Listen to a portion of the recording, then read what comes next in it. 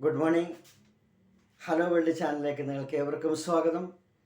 ഇന്നത്തെ പ്രഭാതം നിങ്ങൾക്ക് അനുഗ്രഹമായി തീരട്ടെ എന്ന് ഞാൻ പ്രാർത്ഥിക്കുന്നു. കാരണം ഈ ലോകത്ത് നമ്മൾ രാവിലെ നമ്മളുടെ ജോലിയിലേക്ക് ഇറങ്ങാൻ പോവുകയാണ്. ഈ ജോലിയിലേക്ക് ഇറങ്ങാൻ പോകുമ്പോൾ പലവിധ ചിന്തകൾ, ഇന്നലത്തെ മുഴുവൻ പലവിധ ചിന്തകളും നമ്മുടെ മനസ്സിലുണ്ട്. എന്നാൽ ഇതൊന്നും നമ്മുടെ മനസ്സിൽ വെച്ചുകൊണ്ടിരിക്കരുത്. പുറയിലുള്ളതിനെ നമ്മൾ മറക്കണം മനഃപൂർവ്വമായിട്ട്. എന്നിട്ട് ഇന്നത്തെ ദിവസം നമ്മൾ എങ്ങനെ കാര്യങ്ങളെ തരണം ചെയ്യുന്നു എന്നതിനെ നമ്മൾ വിചാരിച്ച് വേണം മുന്നോട്ട് നീങ്ങുവാൻ. ഇന്നത്തെ ദിവസം നമ്മൾ ജോലിയിൽ ആയിരിക്കുമ്പോൾ തന്നെ നമ്മുടെ മനസ്സിലൊരു സന്തോഷം ഉണ്ടായിരിക്കണം. നമ്മൾ ചെയ്യുന്ന ജോലികളൊക്കെ അത് അനുഗ്രഹമായിട്ട് മാറണം. അത് എനിക്കും അനുഗ്രഹമാകണം, മറ്റുള്ളവർക്കും അനുഗ്രഹമാകണം, നമ്മൾ ചെയ്യുന്ന സ്ഥാപനത്തിനും അനുഗ്രഹമാകണം എന്ന വിശ്വാസത്തോടുകൂടെ നമ്മൾ മുന്നോട്ട് നീങ്ങണം. നമ്മൾ കേൾക്കാൻ പോകുന്നതും കാണാൻ പോകുന്നതും പറയാൻ പോകുന്നതും ഒന്നും നമ്മുടെ കയ്യിൽ നിൽക്കത്തില്ല. ഈ ലോകത്തിൽ ഇന്ന് നമ്മൾ കേൾക്കേണ്ട ഒരുപാട് കാര്യങ്ങളുണ്ട്, കാണേണ്ടത് ഒരുപാട് കാര്യങ്ങളുണ്ട്. ഇതെല്ലാം നമ്മൾ മനസ്സിലേക്ക് പിടിച്ചു വെക്കരുത്.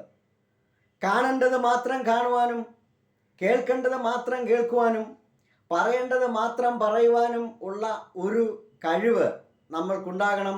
ഈ കഴിവ് എങ്ങനെയാണ് ഉണ്ടാകണമെന്ന് പറഞ്ഞാൽ ഇത് നമ്മുടെ ഉള്ളിൽ തന്നെ നിക്ഷിപ്തമാണ്. ഇതിനെ നിക്ഷിപ്തമാക്കിക്കൊണ്ട് തന്നെയായി ഭൂമിയിലേക്ക് നമ്മളെ ദൈവം സൃഷ്ടിച്ചത് തന്നെ. ഇത് നിങ്ങൾ തിരിച്ചറിയണം പ്രിയരെ. നമ്മുടെ ഉള്ളിലിരിക്കുന്ന ആ സൂപ്പർ നാച്ചുറൽ പവർ, നമ്മുടെ ഉള്ളിലിരിക്കുന്ന ആ പവറിന് ഈ ലോകത്തിൽ സൃഷ്ടിപ്പ് നടത്താനുള്ള ഒരു കഴിവുണ്ട്. അത്ഭുതകരമായി സൃഷ്ടിക്കാനുള്ള കഴിവ് നമ്മുടെ ഉള്ളിൽ നിക്ഷിപ്തമാണ്. നമ്മൾ സാധാരണക്കാരല്ല. സാധാരണ മൃഗങ്ങളുടെ കൂട്ട് കൂത്താടി നടക്കേണ്ടവരല്ല നമ്മൾ. നമ്മുടെ ഉള്ളിൽ ഒരു പുനരുജ്ജീവനത്തിൻ്റെ ഒരു ശക്തിയുണ്ട്.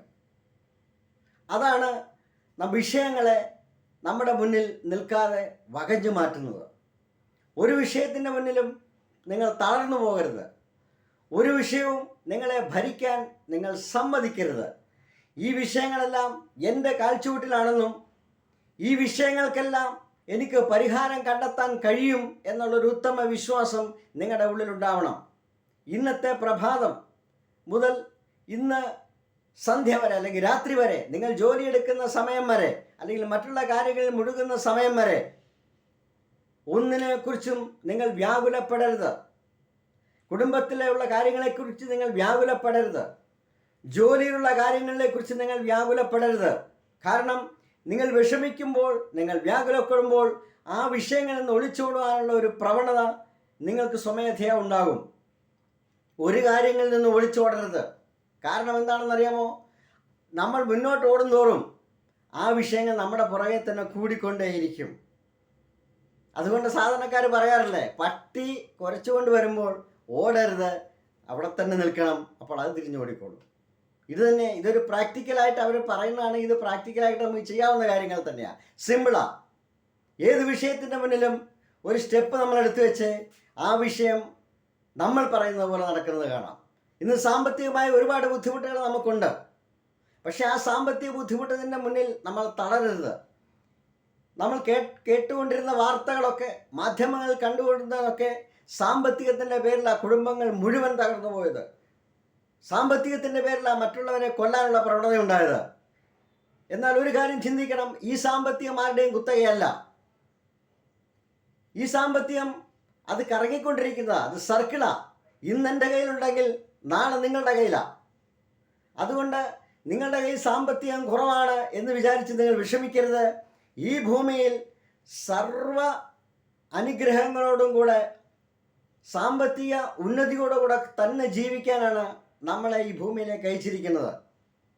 എന്നാൽ നമ്മൾ തിരഞ്ഞെടുക്കുന്ന വഴികളും നമ്മൾ അഭിമുഖീകരിക്കുന്ന വഴികളും ഒക്കെ അതിനെതിരായതുകൊണ്ടാണ് സാമ്പത്തികം നമ്മുടെ കയ്യിലേക്ക് വരാറുത്. സമ്പത്തിനെ സ്നേഹിക്കണം, പൈസയെ സ്നേഹിക്കണം. അപ്പോൾ ഒരാൾ ചോദിച്ചിട്ടുണ്ട് എന്നോട്, ഇതെങ്ങനെ കൈ വരാതെ എങ്ങനെയാണ് സ്നേഹിക്കുന്നത്? സ്നേഹിച്ചാലേ കൈവരൂ സാമ്പത്തികം. അനാവശ്യമായി സാമ്പത്തികം നമ്മൾ ചെലവഴിക്കുമ്പോൾ അത് നമ്മളുടെ കൈകളിൽ ഇരിക്കത്തില്ല എന്ന് നമ്മളെ സൃഷ്ടിച്ചവനറിയാം.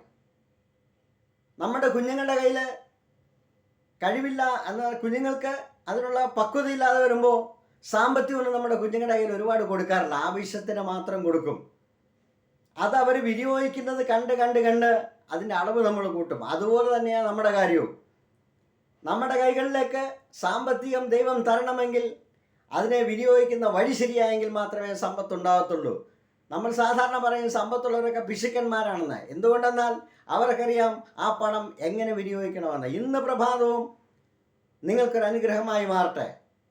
ഇന്നത്തെ ദിവസം നമ്മൾ കാൽ ചവിട്ടുമ്പോൾ തന്നെ, ദിവസത്തിലേക്ക് കാലെടുത്ത് വെക്കുമ്പോൾ തന്നെ ഒരു കാര്യം നിങ്ങൾ ഉറപ്പിക്കണം: എൻ്റെ വായിൽ നിന്നും അനാവശ്യമായിട്ടൊന്നും ഒരു വാക്കും വരത്തില്ല.